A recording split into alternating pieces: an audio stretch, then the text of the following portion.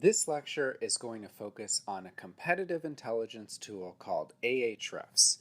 We've talked about Ahrefs on this Udemy channel before, but it bears mentioning again because it is so helpful. My favorite use of it is for finding the links that your competitors have going to their website. So let's go ahead, let's go to ahrefs.com. Okay, the first step is to punch in the domain of a competitor or other company of interest that you want to drill down on and see what they're doing with search engine marketing. Let's do neilpatel.com as an example.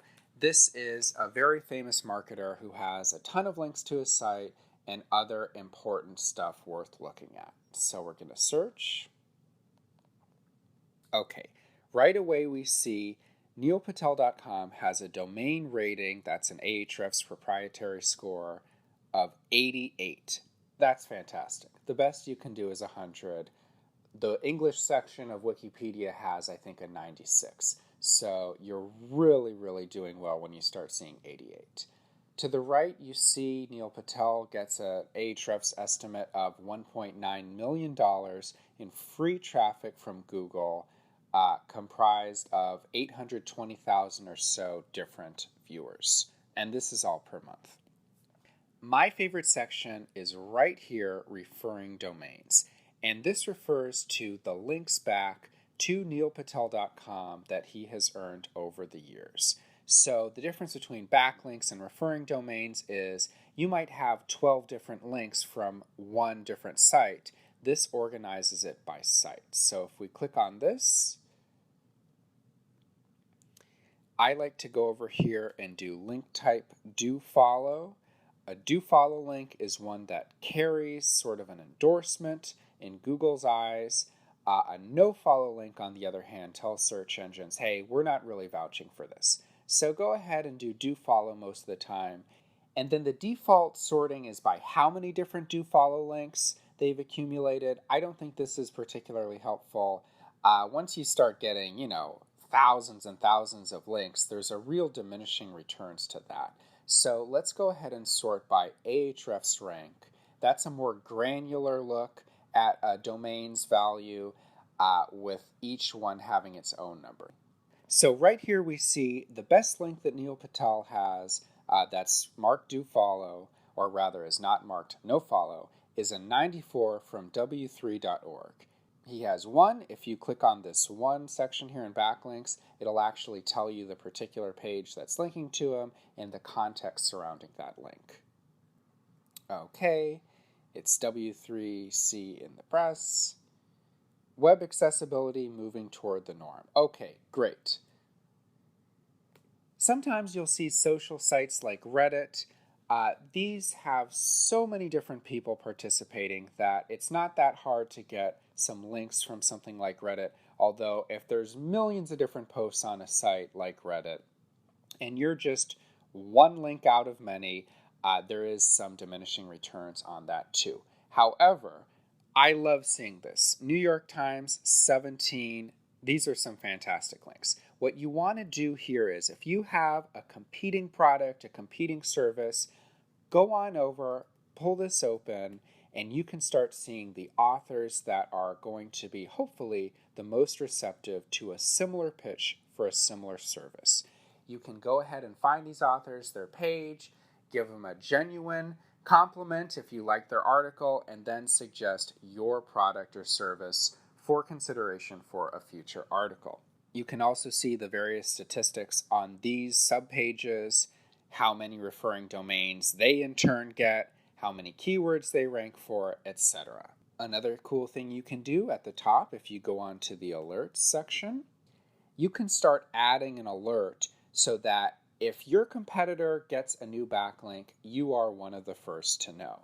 So if you're a small startup and you have one or two big competitors, go ahead, put in an alert for both of their domains, and that way, as soon as some press release comes out or some coverage happens to come their way and you're not in that article, that is a fantastic opportunity for you to go ahead and reach out right while the author's thinking about the subject and pitch your case for why you should be in either that article as part of an edit or in a future article along those same lines.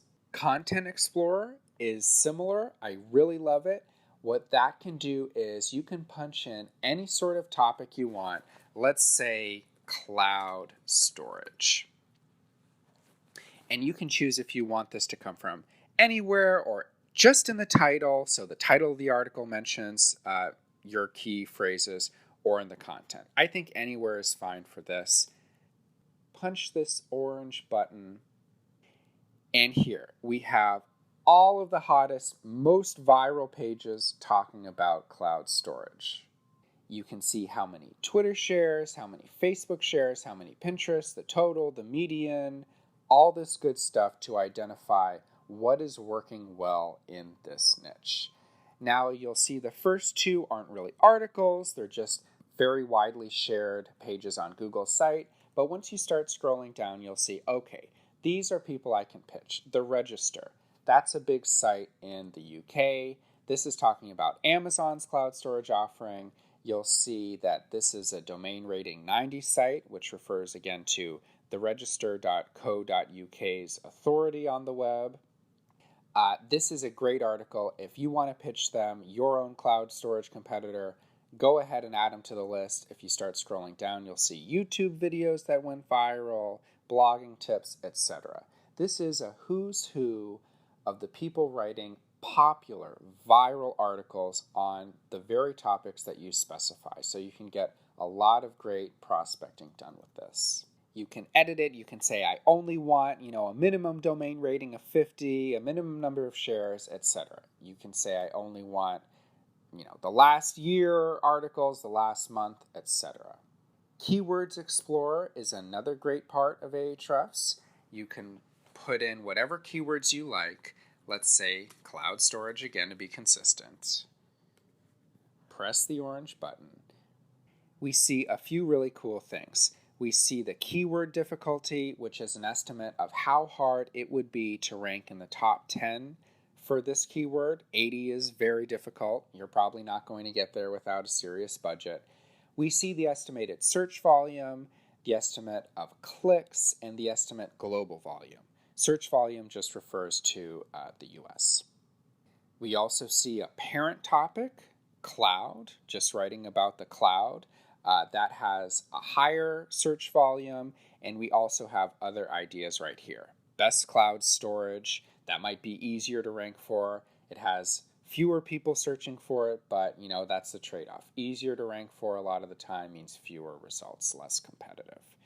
We have other suggestions. What is cloud storage? Best cloud storage 2018, etc. If you scroll down, you see a preview of what you would get if you actually went into Google. But instead of just going to Google, you see very crucial data such as the referring domains, the backlinks, the traffic, etc. So it is going to be pretty difficult to overtake Google's cloud storage when they have over 45,000 backlinks from over 6,000 domains. But if you scroll down, maybe that 10th place, cloudwords.net, maybe that's doable. Only 34 detected referring domains. Maybe you one day could be the 10th place if you have a cloud storage startup. There is a ton you can do with Ahrefs. We did a whole course on it, but these are some highlights that I think will get you a lot of bang for your buck.